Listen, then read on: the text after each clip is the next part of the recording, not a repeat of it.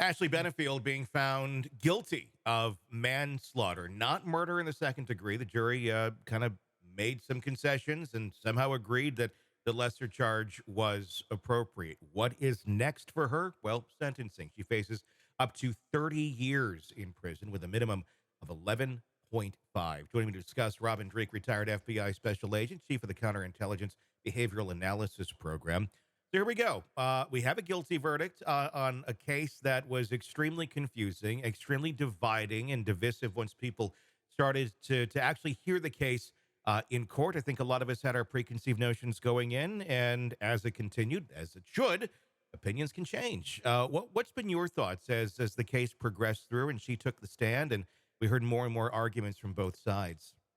Yeah, and I'm with you, Tony. Opinions changing. Mine did. Hmm. Because as we do with all human behavior, all we can do is take in the data points that were presented, and until we actually see the case go to prosecution and everyone lays out more data, more leads, tips, and all these things, do we actually get a more fuller picture? So it's always with a caveat that what we know so far leads me to this. And so before we had more data, I was more on the side of him. Hmm. But as data came out, we're like, there's a lot more things here that's saying there's a lot of really off behavior that he did as well that we Hmm. didn't know beforehand.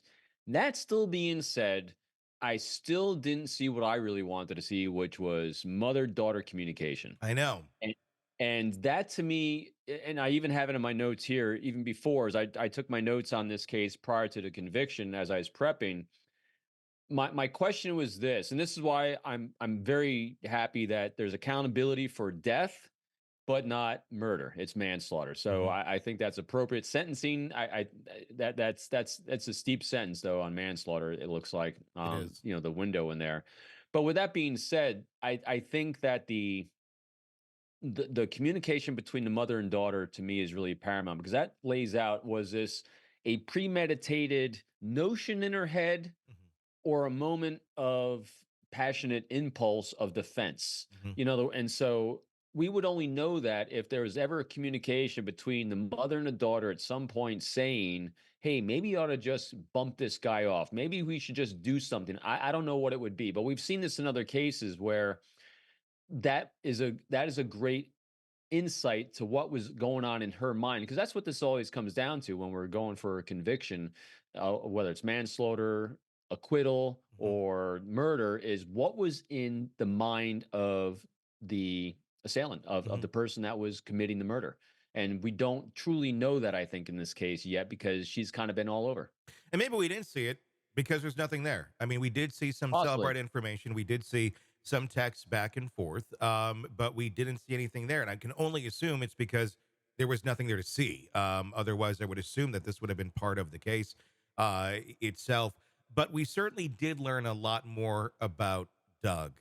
It was Yeah. originally kind of presented as he just wants to see his kids. He's just a dad who wants to be close to his kids. And while I believe that is an element of the case, there was a lot more to Doug than just a concerned father, especially when we started to learn about a pattern of behavior.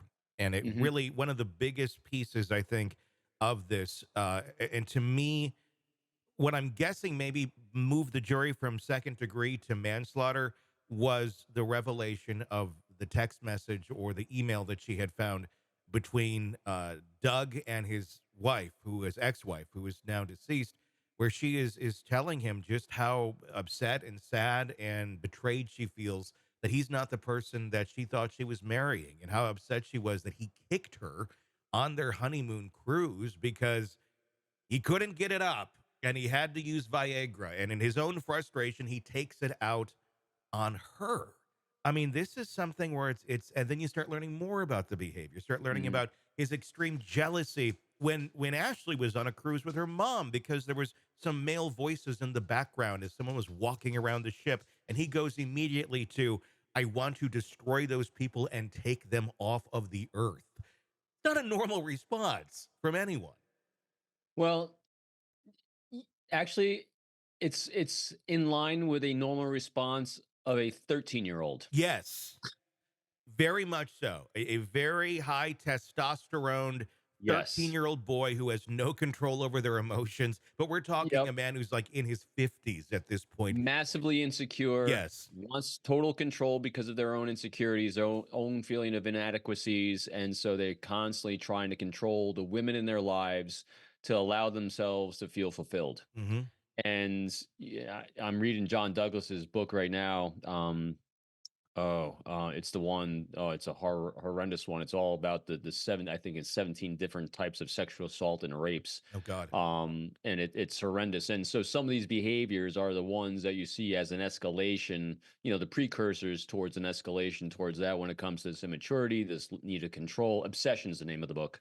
Mhm. And so yeah, as we got the more data points on him from those earlier years and even current, Yeah. it's unfortunately, I think it could have gone even potentially better for her had she been a better witness for herself. I really just don't think she was that good because she seemed a little flighty at times, kind of contradiction herself. Basically her behaviors contradicted themselves a few times, which I Mhm. think hurt her. Thankfully, prosecution was able to, well, defense was able to bring out, all the negative behaviors of him, which helped um her defense, but at the same time, yeah, she became very confusing, which also led to me to think too, was there a level of trauma bonding that was going on with her as well, that Oh, she kept sure. coming back. I would say, probably without a doubt that there was a level of that going on. It Yeah. seems in this case, you have an intimidator and a manipulator, uh, the two of them. You have him Yeah. being very much an intimidator, wanting to be in control, and the way he does it is intimidating and acting macho, what he believes is macho and manly. And some people will respond to that depending on their own past and what they perceive as this is strong man type behavior. And then you have someone who seems to have had to manipulate their way through life in a lot of ways, using sex, using control, using whatever is at their means to kind of get by. And this is how they operate. Both wanting to be in complete control at all times and not having any sort of grounds for let's share this. We have a kid. Let's find a happy medium. There didn't seem to be any sort of happy medium for either of these two. Yeah, and we see this a lot in horrible cases like this where two unhealthy people are attracted to each other because they're both unhealthy to leveling degrees, and it resulted in a tragic death. Yeah. And now there's an accountability for that tragic death, and definitely not victim blaming on it on either side, just Hmm. because there was horrendousness I think that was done to both, and Yeah. he wound up paying the ultimate price for it, but she's now accountable for it as well. Hmm. And it sounds like the jury did a good job, that they put a lot of thought into what they were doing. I'm glad they had the flexibility for the other charges that we didn't see in things like the Karen Reed case. It was Sure. either all or nothing. So, it seems like, at least on the charges and conviction, justice was done. We'll see when it comes to sentencing what'll happen.